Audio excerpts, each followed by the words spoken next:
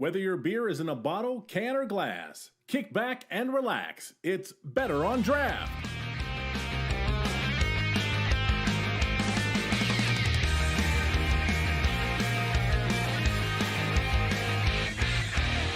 And we are live, a special Thursday night edition, episode 243, Better on Draft podcast. I hope you all are relaxing, having a good time, enjoying the evening. It is a Thursday, so we're not going to get too drunk tonight, but that doesn't mean we're not going to have some amazing beer. My name is Ken, and I am drinking a very special beer from the 2020 series, and I wanted to make sure I got it right, so I have the bottle in front of me. This is the Bourbon County Stout aged in 2019 Old Forester Birthday Bourbon Barrels. Very delicious, very smooth, easy to drink.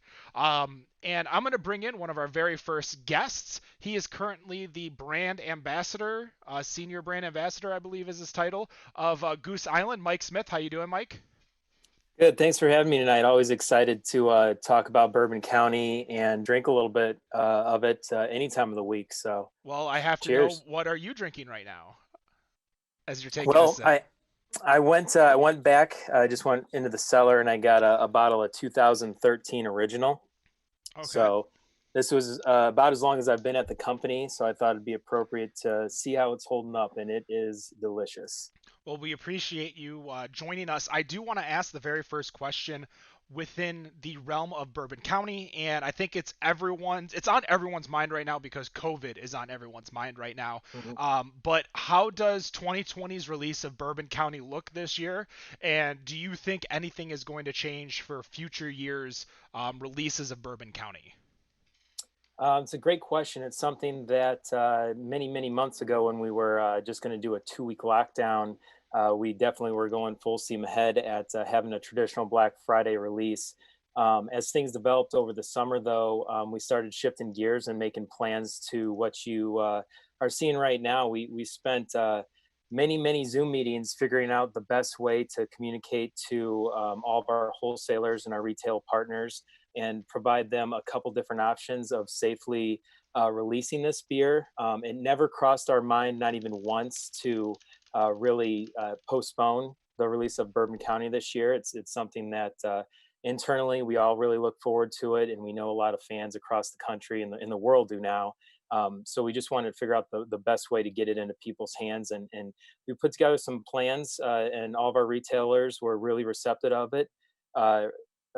Making sure that social distancing is the first and utmost priority, doing lottery systems, making sure that people know if they did win an allocation of any of the Bourbon County well ahead of time to make plans, and then have a curbside pickup for almost everybody. So very good feedback from all of our retailers.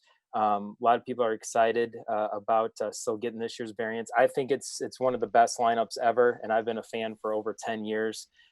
Every year it seems we outdo ourselves. And the third question you asked, I believe, in the future, how is this going to impact us? Hopefully we'll get back to normal next year. If not, then we know how to run it during a situation like this. So. All right. Well, I'm going to bring in one of my co-hosts. Dan, how you doing today? Hey, I'm doing pretty good. What are you drinking over there? I'm going with the best one. I'm going with the original. No adjuncts. Yeah, there you go. Yes. That's the 2020. Yes, correct. I am sorry. This is the 2020 regular standard BCBS. Got to make sure, because Mike's drinking the 2013, you're drinking the 2020, and the guest that is also on the show that you're bringing in is drinking another variant. Yes.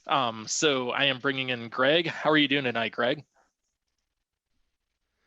Oh, you're muted, Greg. Welcome to 2020. I'm doing great. It's a cool night over here in Fenville, so perfect night for a fire in the fireplace and some 2010 Bourbon County. Oh, even better. I'm a little jealous as far as the fire goes. It's about 80 degrees here where I'm at.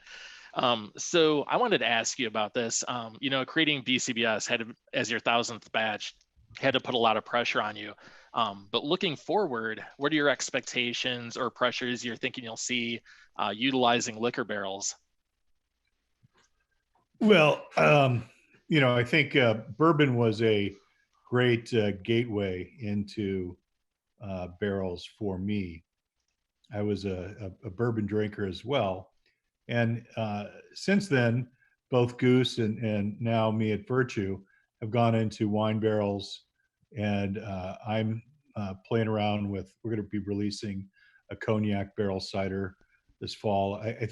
Every barrel is a little bit different. And actually, every barrel within a batch might be a little bit different. So that's one of the things that I think is really fun about barrel aging beer is brewing is all about control. You control the recipe, the water temp, the water chemistry, all that, all the way through. You're controlling everything to the degree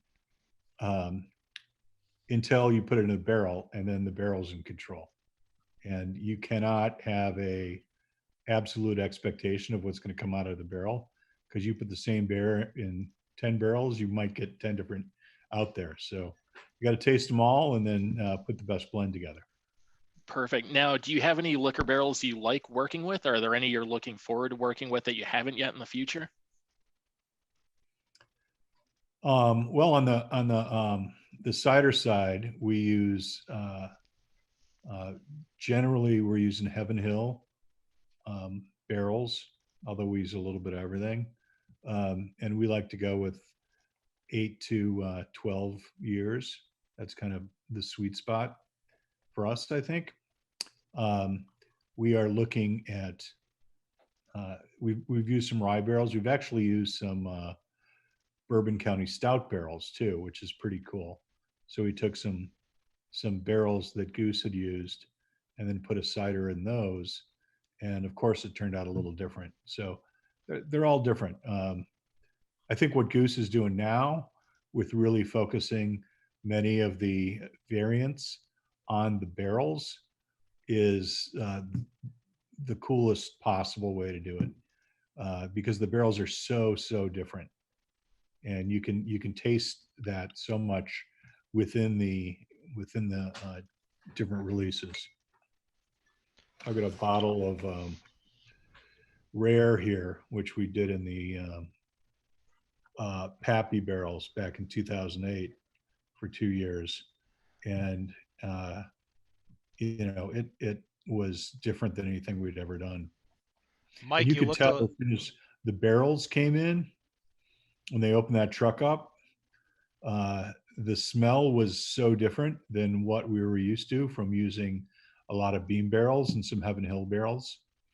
So the barrel to me is the most exciting part. Awesome. Thank you so much. We Thank also you. have Wendy, one of our co-hosts. How you doing, Wendy? Why don't you tell us what you're drinking over there? I am drinking the special stout number 4, which is the oatmeal stout. The tagline talks about breakfast, and I definitely am getting that diner special in that flavor. It's really good. It's got a great mouthfeel. I love it. My question though is, Mike, I'm kind of a avid cook myself, and I was trolling through the Goose Island YouTube, and I saw the Cooking with a Dad series. But I noticed that it's been a couple years since you've done it. So I just wondered, what have you been cooking with lately? Or is there any special foods or beers that you like to use? Oh, those were a lot of fun to do. That's fun. I did some Bourbon County waffles the other day, actually. We Nice. did with special number 4. There's Bissell Maple Farms makes a bourbon barrel aged maple syrup that we used in that beer. So if you make the BCS pancakes with their syrup, it's really a good treat. But yeah, the last 8 months I've been doing a lot of cooking with Dad at home. Probably more in the lines of the mac and cheese, hot dogs, tacos in a bag mentality. But yeah, nothing too crazy. I usually like to bring my kids into it and do some easier recipes to show them the basics of cooking. Because truth be told, I've never really graduated from that level myself. So anything that's a little bit easier to make and just show them the ropes is what I've been on. That tends to be where I stick with too. Very approachable is the way I look at it. Right. Alrighty. Well, while the three of us are drinking Bourbon Counties, we have Rob, the last host of tonight. What are you drinking over there? So I am drinking from Virtue Cider. I am drinking the Mitten, which is a bourbon barrel-aged cider, which is kicking in at a nice, comfy 7.1%. You can definitely taste the bourbon, the barrel, like throughout. It's pretty damn tasty. But actually, I wanted to start with Greg, really to just kind of just talk about the cider. And so, Greg, with the license that Virtue has, you've pretty much stuck with only ciders, but kind of just hitting every corner of the category in ciders. I'm curious, are any thoughts to move to any other products at Virtue, or possibly doing any type of teaming up with local breweries to do kind of a home and home beer cider team up? We've talked about that with some local brewers right around us. Wape Post is a really fine little brew pub that's 10 minutes away. Talked about doing that. Maybe something with Pete Crowley. He comes by a lot. From Pete from Haymarket down the road a bit. But we're pretty happy right now with cider. We could do wine too, because technically we have a winery license. There's no such thing as a cider license. So because we're fruit, we get lumped in with wine. So we can make wine or cider. We haven't made any wine yet, but we've threatened to. So we'll see. Threatened to. And just a quick reminder to everybody who is watching or listening, I'm not sure if we mentioned before, but Greg is the former brewmaster at Goose Island, is currently the owner of Virtue Cider. That is in, he said, Fenville, which I've never been to Fenville, but I think I have to make a trip out there. So actually continuing on just a little bit to just talk about cider. Now, in a previous interview, I saw that you had said that cider's in a place where craft beer was in the 1990s. Now, despite kind of the current climate of what we're in right now, from what you're seeing, is the cider market looking like it will grow faster, slower, or at the same pace as craft beer? Well, it was in the kind of mid-teens, it was growing faster than craft beer ever grew. Started from a very small spot, as did craft beer, but we were doubling for about 3-4 years there, year over year, which I don't think beer ever did. And it looked really good for cider. And then some knucklehead invented hard seltzer, and a lot of the gluten-free market went there. But we're still growing. We've grown every year. This year, we're not going to count this year because it's kind of tough because of everything going on. But we have big plans for next year. Got some new ciders coming out, and we're really focusing back on a lot of our bottle stuff, like the Mitten and Mitten variants. Right now on the farm, we have not only the Mitten available, but we've got a cherry Mitten, a blueberry Mitten, and my favorite, a maple Mitten, which is so good. And those are just available on draft at the farm.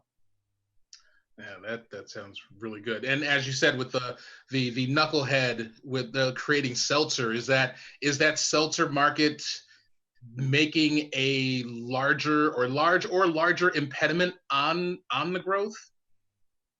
I think it depends on the cider. If you look at our friends at Boston Beer, they were growing pretty strong and had like 70 share with their cider, Angry Orchard, of the market. And then as soon as Truly came out, they stopped caring about cider and putting all their money behind Truly. So I think they picked that one. A lot of the Michigan cider makers, Virtue, Vandermill, Blake's, have continued to grow year over year, but from a much smaller place. And it's kind of like craft beer. You look at the 90s when Sam Adams and Pete's Wicked Ale, if anybody remembers that, were the two big ones. And they had an advantage of access to capacity because they were both contract producing. And they had big distribution network. And all the smaller breweries, like at the time in the 90s, the Goose Islands, the Bells, the Deschutes, all sorts of them that are well known now as kind of old ones, New Belgium. We were limited by capacity, and that's one reason why we weren't growing as much as Sam Adams was back in the 90s. And I think cider's kind of that exact same way. Angry Orchard, of course, is made by the same company as Sam Adams, and they have access to production at their brewery in Cincinnati to make the cider. So they could make a lot of it really quickly. Whereas all of the Michigan cider makers I talked about, as well as cider makers all over the country, had much more limited distribution and much more limited capacity to produce it. So even if demand for cider is really high, somebody like Blake's or Virtue or Vanderbilt, we couldn't make that much. So we've been kind of limited like that, just as you know, again, your Bells and your Goose Islands were limited back in the 90s based on how much beer we could make. Does that make sense? Yeah, that makes sense. I do have a question in the chat, thanks to our former co-host, Mr. Matt Bush, which actually I'm going to rope into with as part of my question. So I guess first, congrats on winning the 2020 Good Food Award, which for those who don't know, those are given to those who use locally grown ingredients, free of artificial ingredients, and promotes resource conservation, among other things. Obviously, with being in Michigan, we have quite a few apple crops in the state. I guess what I want to ask, two things with Matt's question. What's the relationship has been like in Michigan sourcing these local ingredients? And how do you feel about sugar in terms of it helping or hurting ciders?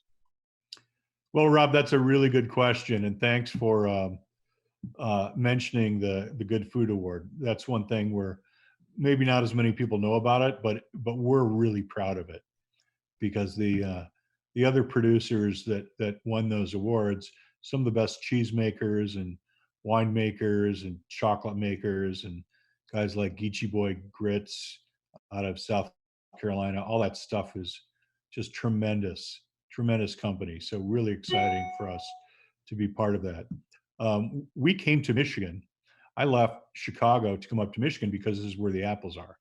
And where brewing is less dependent on where the ingredients are from, because water is going to end up being 95% of the product. So and if you got local water, which we do in America everywhere, you don't need to move the water around. You just need to move around the malt and the hops. Cider, on the other hand, is much more like wine. We don't add water to our cider. We get all our water out of the apple, as a winemaker gets all his water out of the grape. So for us to move apples around, you know, that's all of our water in there too. So it's a little more expensive. And and apples, like grapes, while you can store them, they don't store nearly as well as barley malt does. So we like to be where the apples are. And being on the west coast of Michigan, Michigan's got apple trees throughout the state, but we call it the cider coast because all the way from down near New Buffalo all the way up to Leelanau, there are apples growing all around. And what's really cool is because we're right on the coast of Lake Michigan, the environment for growing them is very similar to the environment where apples are grown in Europe, where the big cider regions are. Normandy and Brittany in France, those are both coastal. Places like Somerset in England, that's coastal. And then even in Spain, one that not everybody knows about in the cider world, but Asturias is on the north coast, as is the Basque region. So apple trees do really well when they're on a coast because they get more rain, about 40 inches of rain a year. So that's what we get. So we don't have to do any irrigation. And very few orchards that I know of do irrigation. Mostly it's for brand new trees that just went in that year. I see. All right. Well, actually, I'm going to include both of you on this next question because it's time to kind of talk about what the rest of the crew is drinking, being the Bourbon County.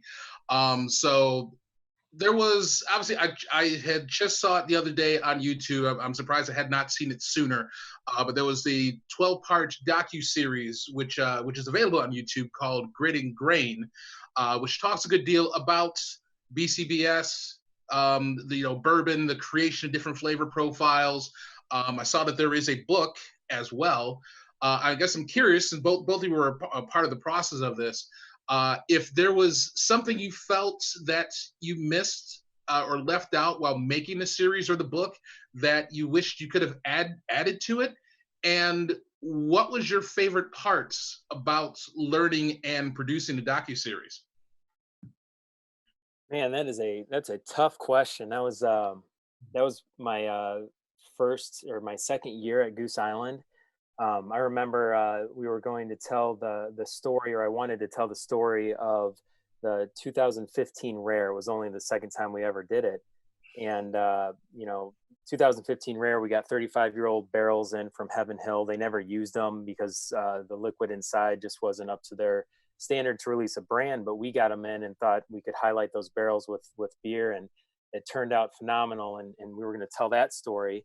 And when we were going through the motions of figuring that out, I was like, I don't think we've ever, or people are telling me, I don't think we've ever really told the story of Bourbon County before. Maybe we should just tell the whole story, and that could just be a part of it. And we were going to tell that story. That's what we decided to do, and spent a couple months to the summer figuring out how to tell the story, and going down to Bourbon Country and working with our friends at Heaven Hill and telling their story on how they make bourbon, and meeting with some loggers and some coopers down in Missouri, and telling how a barrel's made, and just very, very fascinating, very eye-opening. I was never into bourbon that much back then. I loved bourbon barrel-aged beers, but I wasn't really into just drinking bourbon. And because of that whole story, I really got into it. I mean, the one thing I remember is when we went down to Heaven Hill, and it was like a cold day in March, and they opened up the rick house doors, and this blast of like cold air that just smelled like bourbon hit me, and I was like, oh, this is something else. And sipping bourbon with them and trying different brands, that just opened Pandora's box for me. So it was cool to tell that story. Highlight for me was working with Greg and getting to interview him in the original Clybourne Brew Pub, and have him tell the whole story of how this kind of went together in his words. So that was a lot of fun. The book was put together a few years back, kind of behind the story of the story thing, because we had so many beautiful pictures and more to say. So I think we did a good job. There's not too much I'd change with that. Our team, internal, Ken Hunnemeter and Seth Eckberg, they did a good job. Sergio was helping us at the time. They did a good job capturing the video. I think the book filled in the gaps, if that makes sense. And that thing's hopefully going to be able to carry on for a long time after us to tell that story. But it was a lot of fun. I just remember opening those rick house doors. That's the one thing that stands out from that project. And being able to go back and revisit it, and live through the story of Bourbon County, the beer we're drinking. It takes the better part of over a lifetime, over 80 years. If you were to plant a seed today of an oak tree and have it grow, make it into a barrel, aged whiskey, make the beer. So kind of, it's humbling. All right. Greg, anything to add to that? It was when we started making the Mitten, I'd been doing barrel-aged, Bourbon County for around 20 years, and felt like I knew how to get everything out of a barrel. But with the Mitten, putting cider in there is obviously quite a bit different than any kind of beer, but especially a giant Bourbon County Stout type beer, imperial stout that has a lot of residual sweetness. So the original Mitten that we put in there came out and it was so hot. We were going to do some back sweetening, but we decided to do a little bit more, and we've kept doing it like that. So we actually press apples one season, ferment it out, put it in the barrel for a whole year, and then we get the next season's apples to press and put in the to back sweeten to give a little more sweetness, which I'm sure you can taste, and a little more of that ripe apple character. Yeah. Now, as you said, I mean, you've been barrel aging for up to like more than 20 years. Now, when I was watching the Grit and Grain that was talking about you guys submitting the Bourbon County Barrel Stout or Brand Stout to GABF, the Great American Beer Festival, back in 1995, and it got disqualified because you put it up as a Russian Imperial Stout, and it was not true to style. But clearly the style was something that was very innovative in talking about the flavors that were coming from it. I'm curious about the creation process. And, you're pretty much considered, Greg, the father of barrel aging beers. And I'm curious about what went into that innovation of deciding, hey, I'm going to throw this into a bourbon barrel. Let's see what happens. Well, we the story's right there in both the book and the video, so I won't go too deep into that. But just thinking about the beer itself, putting something in the barrel. Sorry to interrupt, Greg. The video is on YouTube. It's called Grit and Grain, and the book is called Grit and Grain. Grit and Grain. There we go. I was trying to lead it and make sure you guys push it. You got to be, sellers. What is it? ABS always be selling. Thank you. Sorry, continue. I kind of derailed you there. No worries. But we're coming up on our 1,000th batch of beer, and Larry Bell used to do special releases for batch 500, 1,000, 1,500. And I'd always pick those up at what was then called Sam's, because it was really cool. And they're all different. So I thought, okay, we're coming up on batch 1,000. We got to do something really cool for that. And right before, about a month or so before, I did a beer, and actually it was the fall before, I did a beer and bourbon dinner with Booker No, and asked him if I could grab some barrels, and he agreed.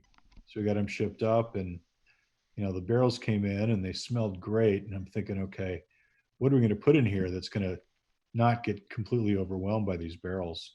So we took I took kind of the original recipe we'd used at the brew pub for our Imperial Stout, and then changed a little bit, put in a lot more malt, and it ended up going pretty well. We also, I wanted to make sure it wasn't going to stall out in fermentation, so I way overpitched it, and the next day it was all over the floor. The brew was covered in foam from it. Now, Greg, is it true that you couldn't fit any more grain into the mash tun? You put as much as you could in there, and you couldn't put one more teaspoon in there. Yeah, well, it had started to come out the Dandor where I stirred it from. So I had a bunch of like bar towels there, and clean bar towels, of course, and like put those on the door so it wouldn't all seep out, but some did come out. We got as much grain as we possibly could in there. It was awesome. A little 10-barrel brew house at the Goose Island Clybourne pub that's still there today. Now, I have a question for you guys, and it doesn't involve beer. It doesn't involve cider. It involves Chicago. And it's something I just don't understand about Chicago, and I'm hoping you can help me. What is Malort, and why do you people love it? Mike is shaking his head no for those of you watching the video. But I just don't get it. Like I know it's got wormwood in it, but why did Malort become the Chicago cordial liqueur, whatever you want to call it? I'll take a stab at it first. I honestly don't know. I wish we had personally something better to represent Chicago. But I will say the first time I had it many years back, it was someone, can I buy you a shot mentality? And I was like, sure, why not? I'm not going to turn it down. And you take it. And then I immediately was like, what the hell is that? As I was like wheezing and everyone was laughing at me. So I think it's, it's a combination of the reaction you get from people that don't understand it. I think it's something that you definitely, if you go down that Malort aperitif, like wormwood, it's a, it's an acquired taste in my mind. It's something you build up to, and if you like it, great. There's many different liquors in the world. I do think it has a little. It does speak to Chicago, though. It's like Chicago's a great place to live in the 2 days of spring we get every year in the summer. But after the week of fall and the 8.5 months of cold and snow and winter, that pretty much describes Malort. It's just like you take it, you're in for something, but at the end of the day, it does have alcohol in it, so it'll warm you up, give you that liquid jacket you need to survive. So that's my 2 cents. We're drinkers in Chicago. We drink beer, we drink bourbon, we certainly drink cider. We drink pretty much everything. But Malort is from Chicago, so it was originally produced in Chicago, and it was really the one kind of branded spirit that called Chicago home. So just like people drink bourbon all over, but not to the level they drink bourbon in Kentucky, of course. And whether it's like a Napa Cabernet Sauvignon, they drink more of that in California than they drink in West Virginia, for instance.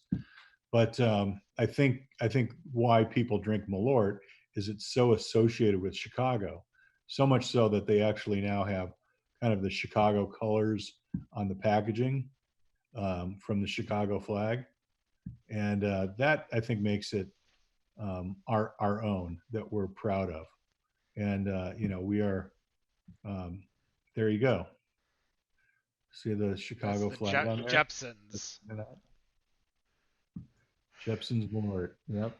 Now, I'm gonna be honest. It was a little bit of a setup because Mike, I'm gonna hit you where it hurts a little bit because I want to talk about an incident from about half a decade ago. Bourbon County had a huge issue with an God damn it! I was gonna say infestation, but that's not the right word. Infectious. Yeah, they were infected. Let's go. So my question to you is that because you were the associate brand manager at that time of the Bourbon County, how obviously you got the call. Like, what was your guys' steps? Because me personally, you guys went above and beyond. You said, tell us how much it costs, and we're gonna send you a rebate. That easy, like that, you went above and beyond. More people might, a lot of businesses might just say, oh well, that's what beer is, that's what kind of happens. But for you guys, I mean, you guys had a massive national issue. Talk to me as an employee, like how did you go through that? What else did you guys do that maybe us consumers didn't really notice because it was very behind the scenes? But I kind of want to see what happens when something to that nature happens, that huge amount of infectious beer. Yeah. Before I answer that, though, I just want to point out that this bottle, it's got a pretty good amount left. This is 7 years old, so it's taken a while to get through this. Is that when someone comes in and you ask them if they want a shot? Oh yeah, I'm welcome to Chicago. No, it's a great question. Before I worked at Goose Island, I was a huge fan of Bourbon County. I was in line at Black Friday. I was there for the release of 2010 Rare at the Marcy Street location, and missed out on that opportunity. I had to find another bottle at a different store. But when I started working at Goose Island, I'm still to this day very grateful. I'm a huge fan on top of being an employee there. The day that I got back from holiday break, in 2016, there was some whisperings of there might be an issue with Bourbon County. And immediately my heart just dropped into my chest. And I was like, of all the things in 2015 was the year we went to the new 16.9 ounce bottle that I think is just so damn cool looking with the flag on top. We had just some amazing releases. We just released Grit and Grain. We had the rare number 2. I mean, just so many things, great things coming out of that year. And we get back and that, happened, and my heart just sunk. And it hurt. It hurt everybody. It's very emotional. There was some tough meetings where we had to decide, what are we going to do? And once again, no one ever brought up the fact that we need to take care of our fans and make this right. So thank you for what you said. I think we did put a lot of thought. We did a huge refund to take care of the customers that bought it. We sent out some T-shirts to them as a thank you. We vowed to fix the process. But I think the biggest thing that came from that year, and it goes back to, Greg, you can speak to this, Goose Island for more than 30 years has been about quality, the quality of the beer. And every step of the way, every single year, no matter who's been there, that's the first thing in our mind. And we went back to that, and we did a lot of research to find out what the issue was, and we went to fix it. And that's the way it is with all of our beers. There's other breweries, beers don't work out all the time. Like Greg talked about earlier, there's a lot of, things that could happen, and you got to monitor along the process of making beer. And, we owned up to it, and we always will. It's something that we want to make sure we're getting the best product out there. That unfortunately did not work out. It was tough. It was real tough to me and a lot of people on the team, but we tried to make it right. We learned from it, and I think every year Bourbon County has grown. It's gotten bigger and better in my eyes, and every year we seem to outdo ourselves a little bit more to put together an unbelievable lineup. And I'll say it again, like last year, the year before that, I thought those lineups were great, and here we are this year. I think all 7 variants. I know, I apologize, you guys only have 4 of them right now, but they're all amazing, and you can compare them against any other barrel-aged stout out there. And I'd be shocked if it wasn't number 1 or within the top few. So, I mean, you can send the rest of those to us later. That's okay. done. I gotta send you one of these guys. This is the Grit and Grain book. Forgot to give that in there, so I'll get that out to you guys. I just went on Amazon to order it. There you go. So I just want to jump in here real quick because I want to address what you were just saying, because when that happened, I was still kind of new to the beer scene, and I did get a bottle that was infected. I did not return it because I saw that what you guys were doing, and I just thought it was amazing the way that you were responding to it. And I actually started my vertical that year. So okay, I'm really thankful that I got that 2020 this year to add to it, because I did not get a ticket to be able to buy it this year. Oh man. Well, hopefully we'll have some more out there. We can figure out a way to get some. We're a lot of people understand it. This is not a beer you just flip a switch and make more on our end. A lot of time, and time's the biggest thing, and resources that go into it. And we can't speed up aging this beer for a minimum of 8 months. So we're trying to make as much as we can and get it out to you guys. But it's if you see it on the shelf or you get it, buy it, because it doesn't last long. That actually leads me into my next question, because I'm just curious, how many barrels did it take to make this year's batch? How many barrels? Definitely more than the original 6 that Greg started with, but less than what you get in any rick house down in Kentucky. They're dealing with a good amount of barrels.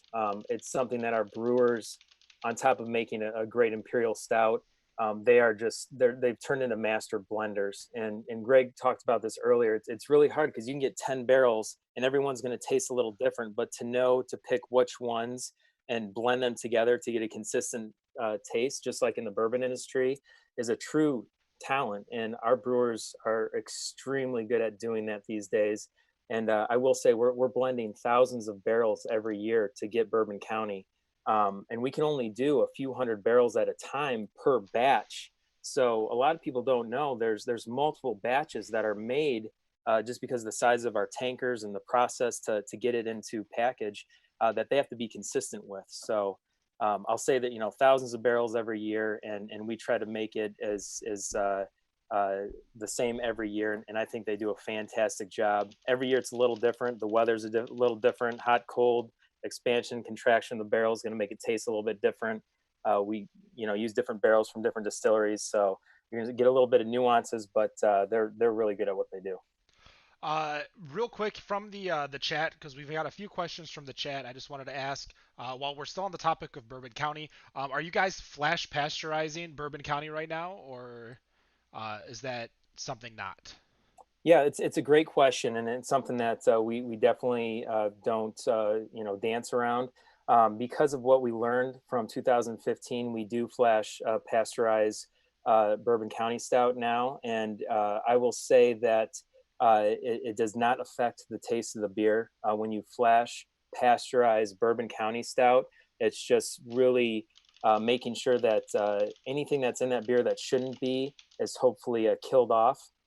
We still it's still packaged the right way and sent out into the world. For people that age it, we say up to 5 years or whatnot, it's not going to impact the taste of that particular beer because of what it is. But we do that now to hopefully not have a revisit of what has happened before. If this was a different beer, if it was an IPA, if it was one of our wild Belgian ales, this would be a completely different conversation. But we do it, and it guarantees, what we put in the bottle is going to stay what we put in the bottle. And I'll even go a step further. We've blind tasted many brewers at our brewery that have been there for many years making Bourbon County, not telling them which one's been pasteurized and which one was not or pulled off the line, even months and years after we've been doing it. And they I don't think anybody's really nailed it on the head which one taste-wise would be different. So. Yeah, I to echo that, I was going to say the same thing, Mike. Jared Jankowski was brewer at the time, a brewmaster in 2016. He actually called me back in amongst many of the other brewers, and we did triangulars, which is where you've got 2 A's and a B, and you don't know which is which, and you're not asked to say which one's better. You're just asked to say which one's different. And then statistically, you get enough people doing it, some people are going to randomly pick one that's different. But if it's under 50%, then it's absolutely indistinguishable. And that's what it is. I could not tell the difference. And I did it like 3 times because I was worried. I was skeptical that flashing the beer might lose some of the aromatics. But in fact, it doesn't. So what it does is it guarantees the stability of the beer long term. And I'm drinking a 2010 here. I've got the 2008 rare, which we packaged in 2010, and then I've actually got. Can you hold on to that one, Greg, just for a couple weeks till I get up there with you? I'm asking for a friend. Sure. Bottle 14. Too. I've got bottle 14. Wow. First 2 cases still. So I got bottle 1 somewhere, and then here I got this is batch 1402, the legendary 1402, which I believe was our 2003 first test batch when we were releasing it in draft in Chicago, and then we didn't have labels for it. We didn't know if there'd be a market for a package, so we just ran some bottles so we could give them away to our brewers, and I've got 5 of these left. So that would have been 2003, I believe. And if I open it right now, I guarantee it'd be delicious. Might actually be a little less dark. I've had some of the original batch. A guy named Seth Gross. Seth, if you're out there listening, cheers. He's got a brewery now down in Durham, North Carolina, Bull City Brewing, and makes great beer. and also the best burgers in town. But he was my assistant back then, along with Miguel Migitama, and he filled, I think, like 30 growlers of the first batch of BCS and held on to them for a long time. And I probably had the last one maybe 5 years ago. And a lot of the color had dropped out.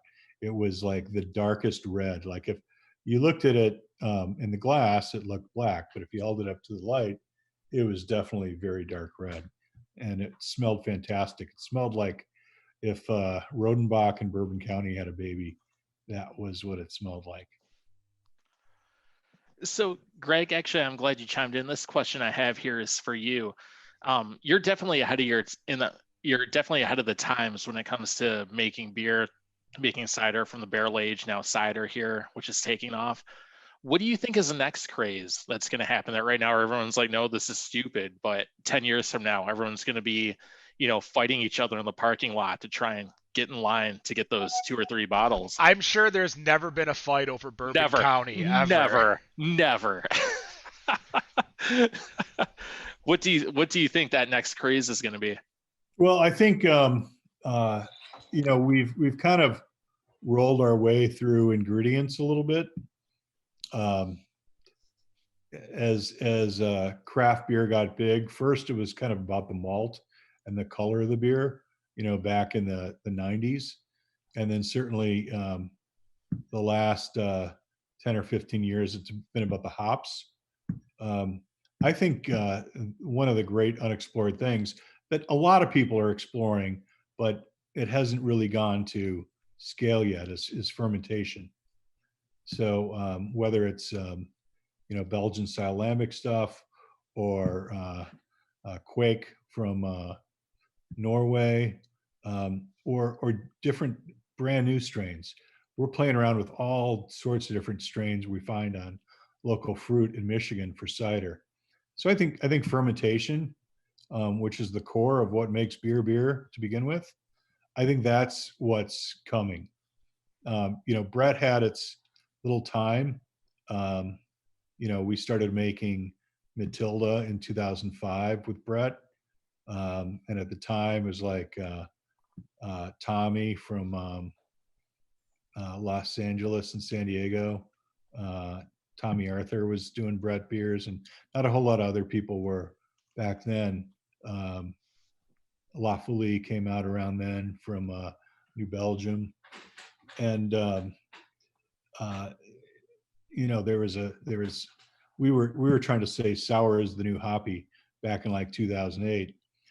Hasn't happened yet, but I think sours will continue to get big, but really more of the just straight up alternative fermentation. There's more opportunity with fermentation than there is with malt or hops to differentiate beers. So I love that. I'm going to say it's probably going to be Malort in 10 years. So, Mike, actually, I'm glad you chimed in here too, because the next question I have is for you. Because I was thinking while we're doing this interview, something that came to my mind really pre-COVID here back in February is a local place tapped something of Goose Islands that got me remembering from a couple of years ago. And I sat here thinking about it tonight. It's been 3-4 years. Is there any chance, if you can answer this, are we ever going to see the Barleywine come out ever again, or is that a thing of the past? Ooh, the old Barleywine question. You've heard this before. I have. I thought Barleywine was amazing. Like, talk about a departure from a barrel-aged stout into a different style. That was great. So Greg, when they were done with those 2010 rare barrels, put the Barleywine in there that we fell in love with and made King Henry, which is on my top 5 list of all time beers, regardless of anything. And really got me into Barleywine. To see that come back in the portfolio, I think it was 2013, and it was in there for a few years after that. We retired it when we added coffee to it, which was a fun mistake that we did at Fobab, if anybody wants to look into that. And it's been a couple years. we don't ever write off beers. We retire them for a little bit, and there's always a chance to have them come back. So yeah, you just keep checking in with us, and I'm sure you'll see something here sooner than later. Nice. All right. Now from and this my kids got. Sorry, I was just going to mention. Both my kids got beers named after them for their 10th birthday. So my daughter Sophie, of course, in 2009, and then my son Henry in 2011. Oh, that is awesome. I did not know that. That's cool. All right. So actually, this question is for both Greg and Mike. Now, from local forums to Beer Advocate to now obviously Untapped, social media surrounding beer has been growing just as beer does. What I'm curious of is that as a brewer, owner of a cidery and brand manager, what role does social media play in your everyday craft life? You want to take this one first, Greg? Yeah, my answer is pretty quick. Really nothing at all. I'm still a book guy, so I like to read books, and I get on social media every once in a while. But I stopped long ago looking at the Rate Beers and the Beer Advocates. And not that there's anything wrong with them. I think they're absolutely fantastic forums and a great way to learn about beer and learn what's out there. I wish I would have had that when I was a young brewer and a young drinker back in the 80s. All we had back then was the Michael Jackson Pocket Guide to Beer, and that was it. There's nothing else. So if you want to learn about beer, you read the Pocket Guide, and it's changed so much. There's so much information out there, and I think that's great. It's just not where my interest is, learning about stuff. I know that there's a lot of brewers that kind of follow the trends really quickly, and the thing is, you can now do that immediately, pretty much. I remember, must have been 3 years ago now, I was out in Portland, Oregon, and John Harris, who was longtime brewer, he was the first brewer at Deschutes and longtime brewer at Full Sail, and now he's got Ecliptic Brewing out in Portland. He invited me. I was in Portland. He's like, "Hey, you should come by. We're having an IPA festival." So I went by, and there were like 6 people that had brewed IPAs. I'm like, "What the fuck are all these?" Excuse my French there. The Bourbon County talking. What's with all these? Okay. What's with all these brewed IPAs? Never seen these before. And then next thing I know, they're in Chicago. Then I go over to Norway for a festival like 2 months later, and there's like more brewed IPAs in Norway than there were in Portland. So trends can like catch fire right now. And I think there's nothing wrong with that at all. I think that's pretty cool. I'll just say social media is great, like Greg's saying. There's a lot of armchair brewers and people that think they could do it better, know everything out there. And it's great. It's fun to see what people are excited about. You can definitely go down a wormhole pretty quick though. But I look at it. I think it's fun to hear people comments. I don't take anything true to heart because there's a lot that goes into making a beer that people that drink and only drink it don't understand. But it's fun. It's a good way to interact with people, learn about some beers. But I don't recall one time ever going into any conversation with a brewer being like, all right, let's base this next beer off of what Tapman 647 said in Cincinnati, so I'm more of a Tapman 646 kind of guy. Greg, is that an 84 burner stove behind you? Jesus. If you guys are watching Better on Draft.tv, we are live Fridays at 7. This is a special Thursday show, but the video, you can go check it out on YouTube. He got up real quick to go grab a book. I don't know what book it is, but I just saw he had like a 16 burner stove. Yeah, I've got a big Aga English stove. It's, Maybe we need to do a cooking with Dad with Greg.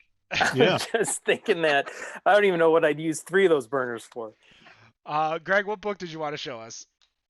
So instead of social media, I go find books on like this.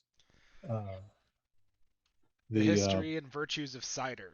Yes, and imagine how happy I was when it said the virtues of cider. And this was, I found this book like 3 years ago at Powell's. Powell's in Portland, Oregon. I go through looking at used books and looking for cider books, and sure enough, there's a cider book written by R.K. French, published in 1982. So you read that, it's pretty interesting. I like to go back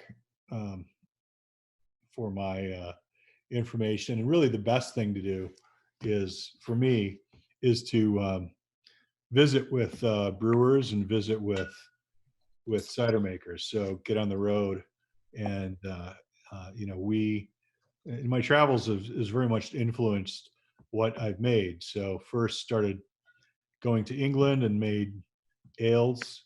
Went over to Belgium and Cologne and had Kolsch beer for the first time. So we started making Kolsch. Then I started going to Belgium all the time, and we made stuff like Matilda and Madame Rose and Sophie, more Belgian influenced stuff.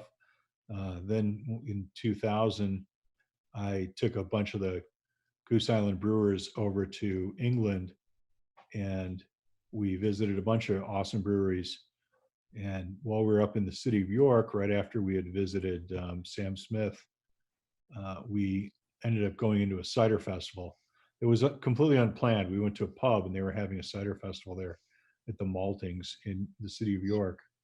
And it was like, whoa, all these ciders are great. We didn't know. We're like, the mystery has revealed itself. There's great cider out there, because we at the time had been like, so there's woodchuck, and then there's the other woodchuck, and then what else? Are there other ciders besides that? So we had those 2 woodchucks, and we're not super impressed at the time. So then we had all these English ciders, and I decided I had to do that next. So here we are. All right, so I got one more that I want to line up here, and just kind of go back to Bourbon County, and obviously with Bourbon County and how long it has been out in its consistency, and how it has kind of gripped the craft beer nation. The trend that was created has definitely caused a stir in the beer black market that pretty much causes both Bourbon County and other barrel-aged stouts to reach some astronomical prices. As brewers of BCBS, selling a bottle, we'll say roughly around $12 to $15 a bottle. How do you feel about seeing those same bottles that you put out selling on a secondary market for anywhere from $150 to sometimes upwards to even $250 a bottle? Mike, let me take this. What I think is, it's about damn time. Wine has had a increasing value for centuries. Aged wine has, vintage wine, and beer never did. Beer was basically, unless you found like a pirate ship at the bottom of the ocean with some porter in it or something, beer, after a year or so, was never regarded as good as it was when it was fresh. So having beers that have an aftermarket, I think that is shows where beer has gotten to, and it puts beer on that same level that wine's on now. And as well as things like bourbon, old bourbon. And the only thing I'll add to that is, I hate to see it in some aspects if you want to like get into it, but I do love it. It's something that Greg started by highlighting used bourbon barrels over 20 years ago, some Jim Beam barrels, and many years later, here we are. And now, Ken, you're drinking yours tonight, the birthday BCS, like to get Old Forester's birthday bourbon barrels from last year in 2019, put the same base beer in as original and get just a completely different taste profile and highlight that very sought after bourbon. It sells for 150. People sell it in the secondary market for over $500. We put that beer in it, and to see it still get up there, it should be there. It's a very sought after bourbon. We got to highlight it with our beer.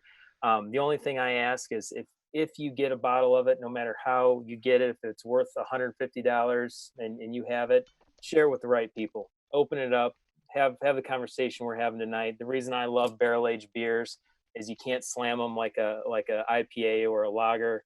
You got to slow time down like we are right now, tell some good stories, make some friendships, and you're going to remember it. So you're going to spend $200 on a beer. Make sure you drink it with the right people. Wish you would have told me. I would have just pretended to drink this and drank some other beer and be like, oh, this is very, very good. But now it's you're right.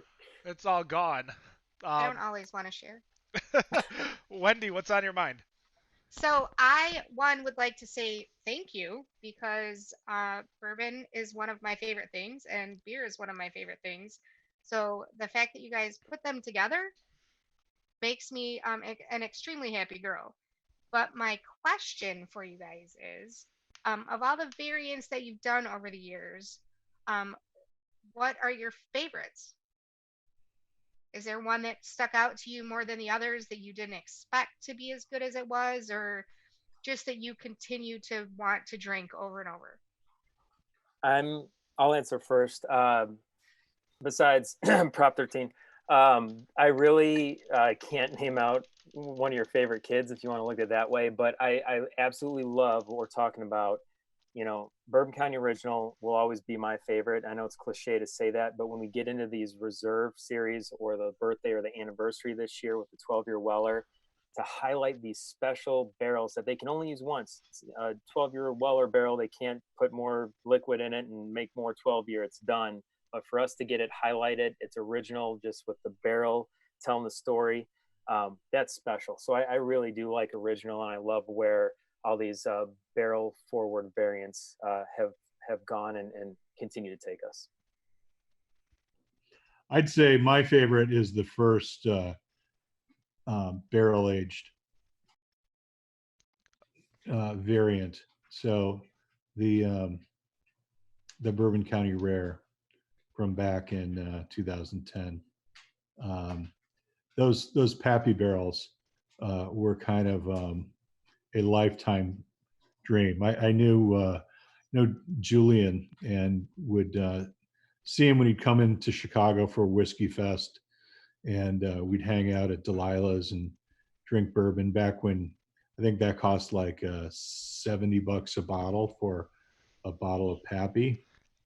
They were talking about it on NPR the other day, 200 an ounce. Geez, I should have bought cases and cases. We should have had one of those barrels that was full. We did dump a lot of those barrels and got a little bit of spirit out of them. But that was like the best I thought we could ever do, was getting those Pappy barrels. And he made us pay twice as much for them. So instead of $100 a barrel, we had to pay $200. I wonder what he would charge today for those. So yeah, cheers. Cheers. Dan, Cheers. what's on your mind over there? Oh boy. So this is going a little more fun, getting a little away from beer, but you guys being Chicago guys, in 2019, when Cody Parkey missed that field goal against the Eagles, a lot of people were livid. I'm going to go a different direction here. Was that really payback for what Paul Edinger did to the Lions in 2020 on Christmas Eve at the Silverdome when he hit that field goal he shouldn't have? What do you guys feel about that? Oh, geez, Dan. Wow. That's digging deep right there. It is, but hey. Are the Lions still a team? That kick, I was at that game. That kick changed Lions football forever. And I hate to say it, but it's true. So seeing the Parkey miss was amazing. Can we bring into, what was it, 2 weeks ago, that college team, the guy had the quadruple doink? Did you guys see that? No, I haven't. Top, bottom, other side, bottom, and then fell forward. I think if we could make that viral tonight again, it would give a little bit of relief from that kick. Being a Bears fan, I mean, the last time they won the Super Bowl, I was 3 years old, so we're well overdue. Were you doing the Super Bowl shuffle or whatever? I was. I continue to. I've taught my kids. It's a family tradition now. Cooking with the dad. I did go to the Super Bowl 16 at the Silverdome. So. Oh, nice. Rob would have been a fan of that one. Yeah. The Lions, I don't think we're in it though. No. The Lions don't get into any Super Bowls. We understand that. It's not easy being a Lions fan. The chat is enjoying the poll and the burn, that's for sure. Guys, I know we asked for an hour, we're a little bit over. I appreciate you staying the extra few minutes. I got one final question to kind of end it. I appreciate you taking the time, but as Detroiters, we love Strohs. You guys are Chicago people. You got your old style. So the question is, Strohs or old style? Now remember, Greg, you live in Michigan now. I do. Actually, when I was a kid growing up, my father had a beer fridge in the basement. I'm going to give you a little bit longer answer than you expected. That's fine. And when I was a little kid, like sub 10, I would go to the beer store with him. You meant sub 21, by the way. Yeah, no, like I was a little kid, I wouldn't drink beer, but I would go to the beer store, and I thought it was so cool that beer was from all these different countries. That was kind of my introduction to beer. But and he'd buy all sorts of cool stuff. I know now, but the one thing he would buy the full case of was Strohs. He was a fire brewed guy, so. I'd say Stroh's over Heilemann in a second. Mike? I'm probably going to get some heat for this, but I would say Stroh's as well. I've only been to Detroit a couple times, and there was this like mac and cheese place just outside of downtown. Like it was an old bowling lounge in the basement. Do you guys know what this is? I know the exact place you were at, and I'm trying to think of Sweet Lorraine's. Yes. Sweet Lorraine's, yep. Yeah, so I went there a few years back, and I had never had a Stroh's. It had been, I'm embarrassed to say that, but they're like, have a couple. And that with the sandwich, it was awesome. So I would take that over the old style right now. Final answer. All right.